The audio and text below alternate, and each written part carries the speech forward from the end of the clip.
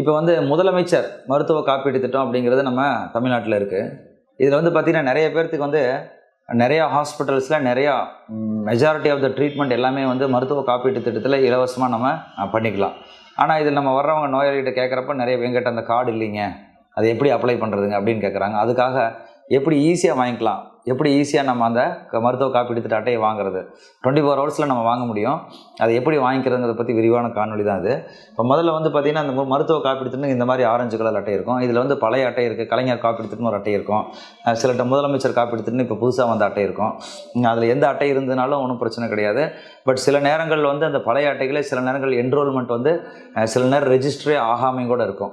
So அதனால் வந்து அதை நம்ம எப்படி தெரிஞ்சுக்கிறது அப்படின்னு பார்த்தா, நம்ம அந்த காப்பீட்டு திட்டத்தை அருகில் உள்ள மருத்துவமனைகளுக்கு போனீங்கன்னா அந்த ரேஷன் கார்டு இருக்குல்ல, பார்த்திங்கன்னா அந்த ரேஷன் கார்டு நம்பர் அடித்தாங்கன்னாவே அவங்களுக்கு ஆட்டோமேட்டிக்காக அந்த வெப்சைட்டில் அந்த காப்பீட்டு திட்டம் என்ரோல்மெண்ட் ஆகிருக்கா, அதாவது பதிவு ஆகிருக்கா இல்லையா அப்படிங்கிறது தெரியும்.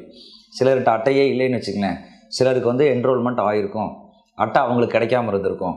ஸோ அப்போ ரேஷன் கார்டு அடித்து பார்க்குறாங்க, அதில் ரெஜிஸ்டர் ஆகிருந்தால் உங்களுக்கு என்ட்ரு ஆகிருக்குதுங்க அப்படின்னு சொல்லிட்டு நீங்கள் அவங்ககிட்டயும் ஹாஸ்பிட்டல்லையே ஆன்லைனில் ஒரு ஸ்க்ரீன்ஷாட் மாதிரி எடுத்து கொடுப்பாங்க. இந்த மாதிரி அட்டையே வந்து எடுத்து கொடுப்பாங்க. நீங்கள் அதை பிரிண்ட் அவுட் எடுத்துக்கிட்டாவே போதும். அதோட பிரிண்ட் அவுட் இந்த நம்பர் இருந்து தான், இந்த நம்பர் தான் முக்கியம். அந்த 22 டிஜிட் நம்பர் இருக்கும், அந்த நம்பர் தான் முக்கியம். அட்டை கையில் இருக்கணுங்கிற அவசியம் கிடையாது. ரேஷன் கார்டை கொடுத்து நீங்கள் அந்த நம்பர் அடிச்சிங்கனாவே ஆட்டோமேட்டிக்காக அந்த ஆன்லைனில் என்ட்ரு ஆகிருந்தால் வந்திருக்கும். அதை வந்து அது பிரிண்ட் அவுட் எடுத்து வாங்கி வச்சுக்கணும்.